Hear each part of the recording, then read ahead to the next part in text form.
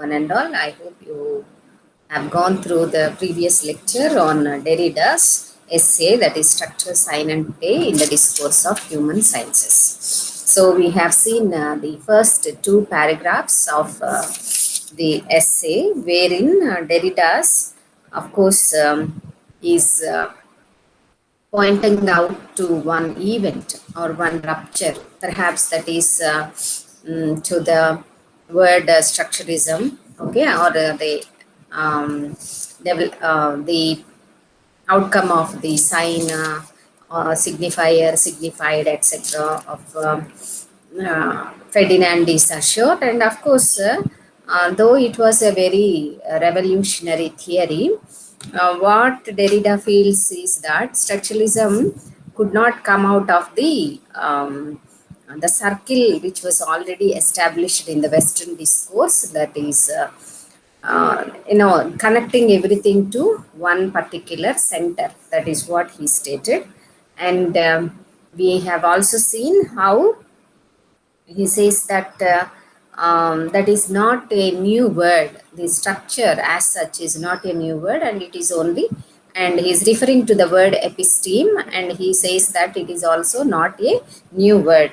And of course, he is stating that even the structure which should allow the play of the sign, okay, is actually limiting the play of the signs, SIGNS, signs. So that is what he mentioned. So in the three paragraphs we have seen. So let me share the screen for you, and the text is shared to you. I hope you will open up the text while reading this essay. Let us continue from where we have stopped yesterday. So this is to the last paragraph that we have stopped, and we have to continue from here. So after focusing that the structure which should allow the play of signs is not allowing the play, and it is moreover locking up the play of the signs that we have seen. So he says that in the next paragraph, if this is so, the entire history of the concept of structure before the rupture of which we are speaking must be thought of as a series of substitutions of center for center, as a linked chain of determinations of the center. So he is referring to the whole history of the Western metaphysics or the Western history. And he says that successively he means successively here means, he says the philosophy after the philosophy which has come from time to time. Say we have Plato, Aristotle, etc. from the West, and Rousseau, John Locke, or existential philosophy of Jean-Paul Sartre, Nietzsche, etc. So many philosophers. He is referring to the history. So the successive what you call substitutions, the series of substitutions of center. So one after the other, the philosophy or the ideology have come, but all of them, according to Derrida, though we think that it is a new philosophy, etc., all of them are going back to one particular center only, and that is why he is saying that they are the series of substitutions of center for center. So leaving one thing, we are talking about the other. It is like that. So he says that the history of metaphysics, like the history of the West, is the history of these metaphors and metonymies. See, what is the history that he is referring to? Let us see. He says, in this, he continues. Yes, the history of the Western metaphysics is the history of one word, that is being as presence. So being is God. So say whether we say essence or existence or substance or subject, etc., for which he is giving other words, Latin words like Ido, Archi, Telos, Energia, Osia, etc., Aletheia, transcendentality, consciousness, God, man, and so forth. Say in the history of the metaphysics of the West or the Western history, he says that we have so many words. Okay, all these words, but Derrida says that all these words refer to only one thing, that is the presence of the circle. Okay, the presence, the being as the presence. So they are referring to one thing only, with which will form a circle. And Derrida, of course, is very much criticizing this formation of the circle. So let us see in the next paragraph what he says. The event I called a rupture. The disruption I alluded to at the beginning of this paper presumably would have come about when the structurality of structure had to begin to be thought, that is to say, repeated. And this is why I said that this disruption was repetition in every sense of the word. Perhaps this essay can be taken as the critique of structuralism. So he says he was referring to the event which is nothing but structuralism. And he is saying that there is nothing new in structuralism also. Of course, the ideas behind structuralism are new, but later when it was developed, it came to be simply a repetition of all the theories of center which were there in the Western physics. So that is why he says it was the event to which I was referring to is also a repetition. And he says the repetition in every sense of the word. So he finds nothing new in it, because though, of course, Ferdinand de Saussure's idea of a structure, that is a sign, signifier, signified, if he lived to develop the concept, we don't know how it could have taken a turn in the Western metaphysics, but we know that that was published after his death. And later, Derrida sees that even that rebellious concept of the sign, signifier, signified, that were also brought into the circle. They were also brought into a structure and the structuralism. And he says that structuralism is not offering us anything new, because this is the history of the Western metaphysics since the beginning. It has been the history. So he says that the structure was there.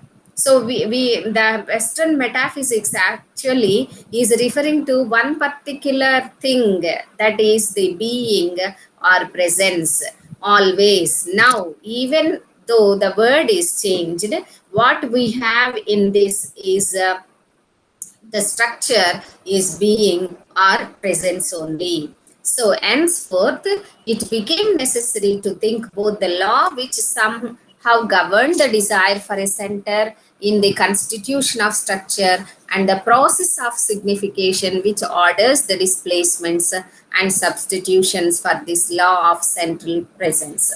So he says that, of course, what is structuralism speaking of? It is no doubt speaking of the presence only, the central presence, the structure, etc. So, in what he sums up in the above lines or in the above paragraphs is that there is nothing new in the history of metaphysics, though we call it an event, a great event. Derrida says that that is also in a similar manner the continuation of the concept of the Western metaphysics, that is the presence or being. So that is why he is actually giving a call for rethinking about this center. And then he is saying, henceforth, it was necessary to begin thinking that there was no center. So what is new? What is the new thing that we should start? We should start thinking that there was no center. Of course, Derrida, when I was introducing you to the Derrida's concepts and his contribution to the Western philosophy or literary theory, I told you that he was very rebellious, and the whole idea now you could see is that, see, the whole Western history till 20 centuries, and in the AD means Anno Domini, and then before Christ, we have so many centuries of history in the human world or human history. We were always talking of center only, though it be with different names. See, in the previous paragraphs, Derrida himself, stated that this center has been assuming different names and forms. And it, of course, he is referring to European history, but in the world, into, if you probe into different cultures also, of course, they will also be probing into the presence or the being. Of course, there may be difference, but he is referring to the center that is constructed in the history of the Western metaphysics or the Western history. The Western history itself is the history of developing a center, the metaphysics. So he is now inviting us. For one thing, he says that it is necessary to begin thinking that there was no center. So we should think of that. That the center could not be thought in the form of a present being.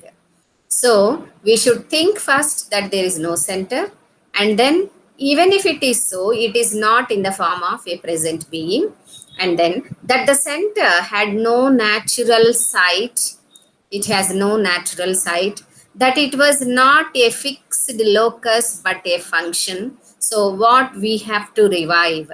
Let us revive our idea of a center. So naturally, in the traditional manner, our idea of a center is fixed with a fixed function, with a fixed presence, etc.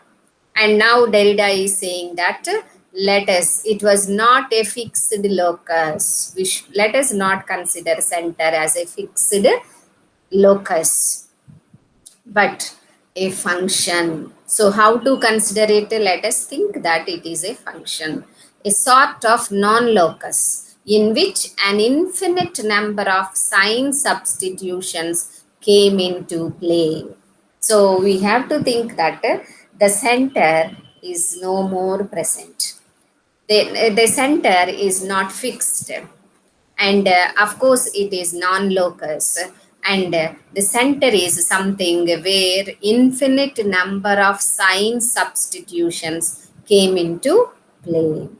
So this was the moment when language invaded the universal problematic. The moment when, in the absence of a center or origin, everything became discourse.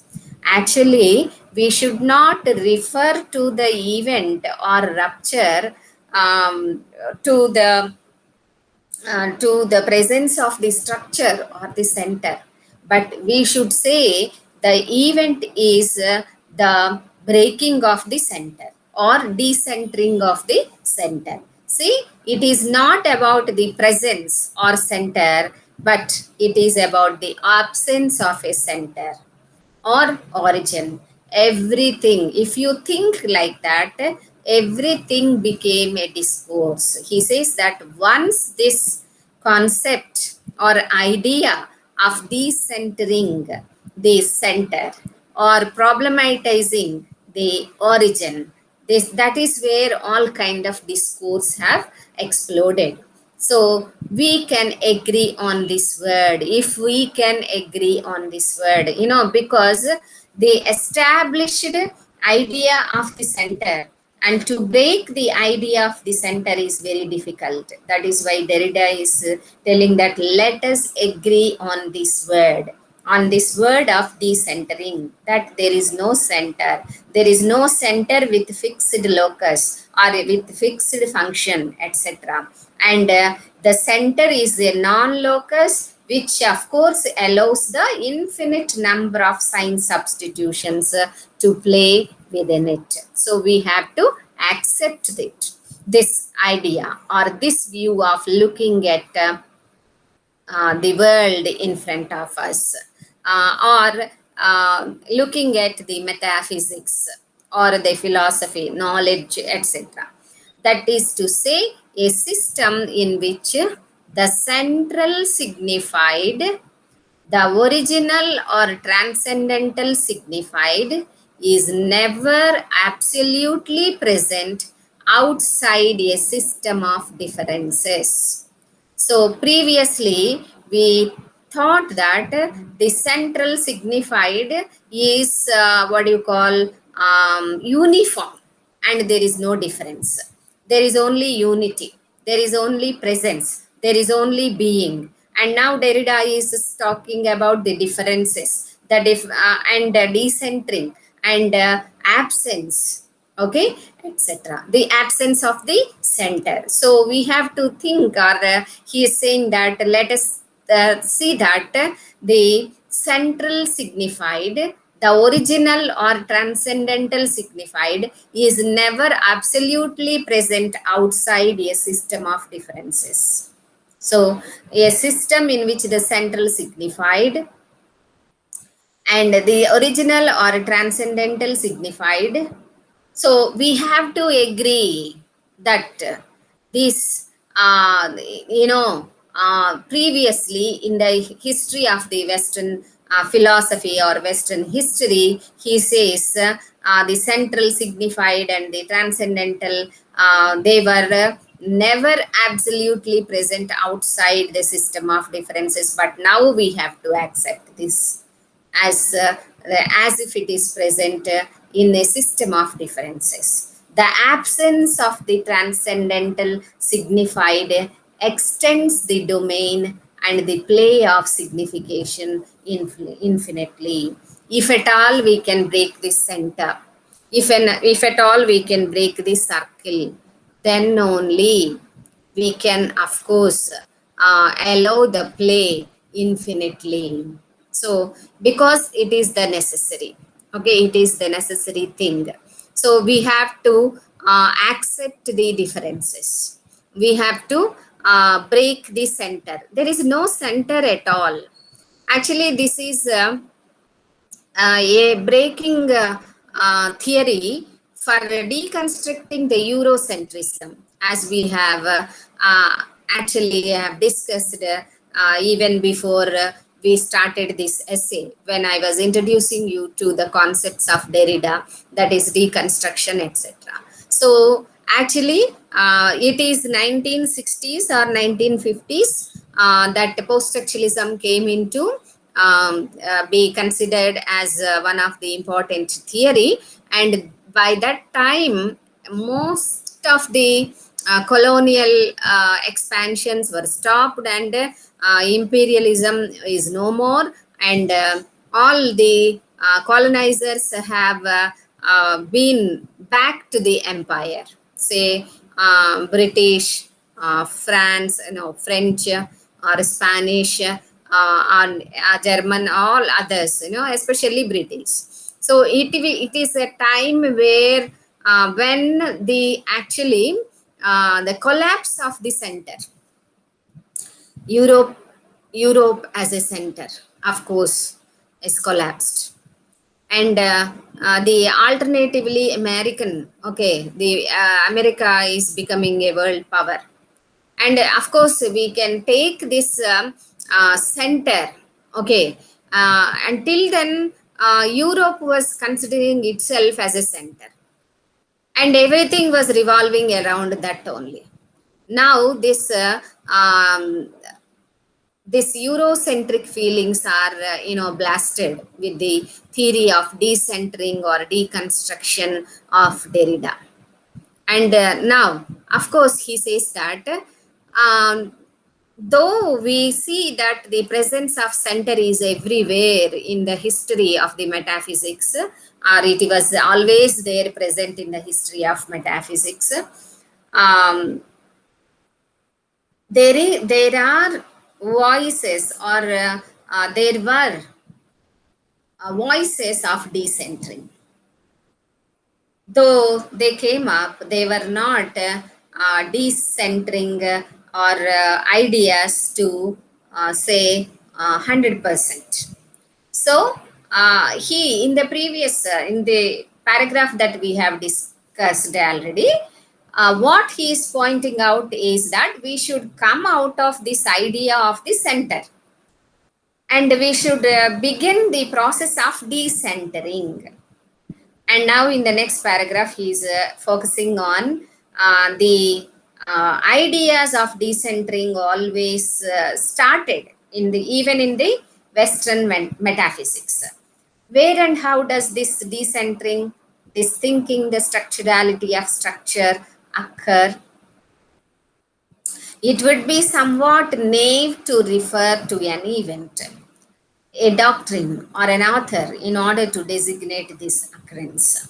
So naturally, though we talk of movements or periods, etc., we know that a no movement or no event will take place within a day, or in a overnight there will not be any development of a movement or an event or a doctrine. It of course it builds up. Okay, so the structurality of structure, the rethinking, this thinking of the structurality of the structure actually occurred previously in the history of the metaphysics. The center is questioned, the decentering is advocated, but where it actually began, we may not refer to one particular event or one particular person or a doctrine, but we can of course point it out. It is no doubt part of the totality of an era. Of course, in the 20th century, because Derrida belongs to 20th century, he is saying that this decentering has occurred in the 20th century itself, in our era itself, our own, but still it has always already begun to proclaim itself and begun to work. Of course, it began and it began to work. Nevertheless, if we wish to choose several names as indications only, and to recall those authors in whose discourse this occurrence has kept most closely to its most radical formulation. So now he refers to the works of Nietzsche. So to say in Western metaphysics, who actually has initiated this decentering, um, though it be not in a complete manner. Okay, so he refers to Nietzsche's critique of metaphysics. So Nietzsche is one of the philosophers, and he actually criticized metaphysics. The critique of the concepts of being and truth. So that is why I think Nietzsche actually proclaims the death of God. So that is in a way the critique of the center. So, for which were substituted the concepts of play, interpretation, and sign. Of course, he also criticized these concepts of being and truth, and then he came up with these ideas or concepts of play, interpretation, and sign. Sign without present truth. Sign not in the sense in which now Derrida is using it. Now, next he refers to Freudian critique of self-presence. So he also revised our understanding of the human mind, that is the critique of consciousness, of the subject, of self-identity, and of self-proximity or self-possession. So Freud also have come up with revolutionary ideas of self-identity, self-subject, consciousness, etc. And more radically, besides these two, one more radical philosopher according to Derrida is Heidegger. his destruction of metaphysics, ontotheology. So ontotheology is a single, monotheology like that, of the determination of being as presence. So Heidegger also criticized the determination of being as presence. Of course, so now we will understand that it is not Derrida who started the decentering. The decentering has already started in the Western metaphysics. But then, where is the problem? Now, in the rest of the paragraph, what Derrida explains is that though they have started decentering, their discourses have gone into the center only. They did not come out of the circle, according to Derrida. But all these destructive discourses, so all these destructive discourses means the discourse of Nietzsche, the discourse of Freud, and the discourse of Heidegger, all these and all their analogues are trapped in a kind of circle. So Derrida sees that though they were revolutionary in bringing out these ideas of decentering at the very beginnings of this era, he says they were trapped in a kind of circle. And he now talks about this circle and he says the circle is unique. It's a very unique circle. It describes the form of the relation between the history of metaphysics and the destruction of the history of metaphysics. Because, the history of metaphysics is such that it is a very unique circle that the history and destruction begins and, of course, ends within that circle only. And so there is no sense in doing without the concepts of metaphysics in order to shake the metaphysics. See, if in order to shake the metaphysics, Derrida feels that one can do this only with the words that are present in metaphysics only. So, because though they have advocated the new knowledge or a new way of thinking, the words are similar. We have no language, no syntax, no lexicon, which is foreign to this history. So he says that we cannot invent new words, but we have to, of course, we'll come to this idea of reading or understanding the meanings in a new way is what is advocated by deconstruction. And now we are not going into that because now he is talking in this following lines, the inadequacy of the philosophers who attempted to decenter or deconstruct the Western metaphysics could not do that because that is a very unique circle, of course, that binds them. Okay, and he says we don't have any new language, and whatever word we use, it is there in the metaphysics. We can pronounce not a single destructive proposition which has not already had to slip into the form. So whatever word we use, of course, it slips into the form, the logic, and the implicit postulations of precisely what it seeks to contest. So whatever we want to contest or whatever we want to say, that slips again into the world of metaphysics only, the history of metaphysics only. Now he takes the example of a sign. No, actually, to take one example from many, there were many words actually that were brought out to decenter the center, no, decentering the center.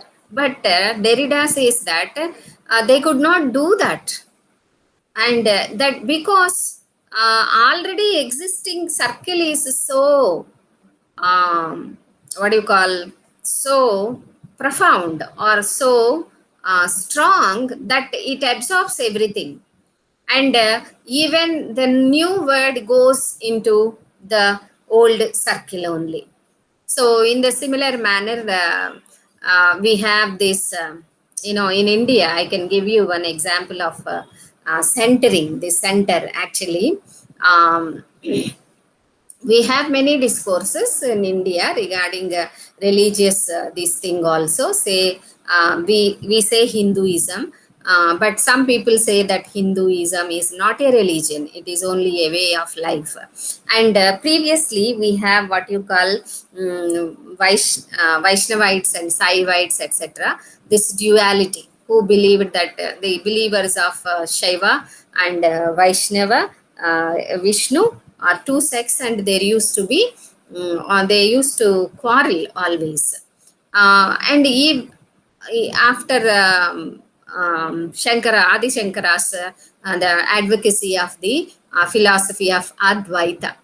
Okay, but even then we did not find the solution for this dichotomy of Vaishnava and Shaiva. And before that, we have the development of Buddhism in our own land now, which is considered to be a very rational kind of religion. Okay, but now what happened is, the center, the mainstream religion, which we call as Hinduism, is so vibrant that it could not allow Buddhism to flourish here. And then again, what we have is again the caste based system, etc., in our country. And nowadays we are living in a particular, in a phase where, of course, the caste is being crystallized. That means it is becoming more and more strong, rather than decentering, or decentering the caste system. It is actually becoming a strong circle now. So like that, in the metaphysics of the Western, actually, though there were attempts to decentering, those attempts could not find any new language. And the language, the words that are used already, which are existing in the circle, of course, they amalgamate these words also, and they again contribute to the building of the center only. And among so many words that have come up in the Western philosophy, Derrida is taking the example of the sign. And he says that the sign actually became used, though it is a new word, it is used to build a meaning attaching the signifier and the signified. And he says that from the signification of sign has always been understood and determined in its meaning as a sign of, a signifier referring to a signifier different from its signified. If one arranges the radical difference between signifier and signified, it is the word signifier itself which must be abandoned as a metaphysical concept. So, even with the presence of the sign, the decentering of the center could not happen. That is what in this paragraph he actually explains, and with a reference to Levi-Strauss's work, when the raw and the cooked, that he has sought to transcend the opposition between the sensible and the intelligible, which never could have happened. So, according to Derrida, because it remains. Okay, and of course, in the following paragraph, he says, it's a big paragraph here. He says, to the concluding lines also, he refers to Nietzsche, Freud, and Heidegger.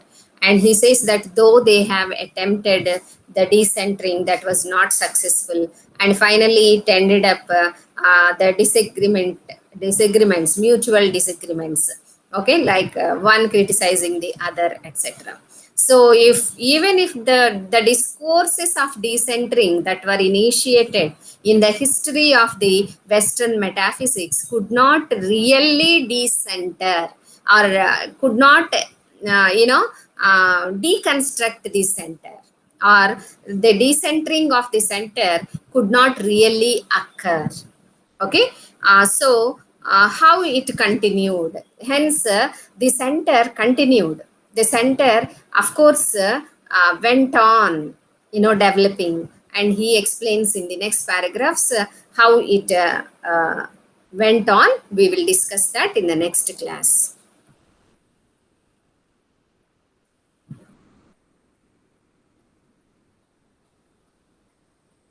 I hope we will be listening to this lecture. Of course, it's a very tricky one, but not so difficult. All repeatedly, what Derrida talks about is only decentering of the center, which could not take place because of the powerful presence of the center.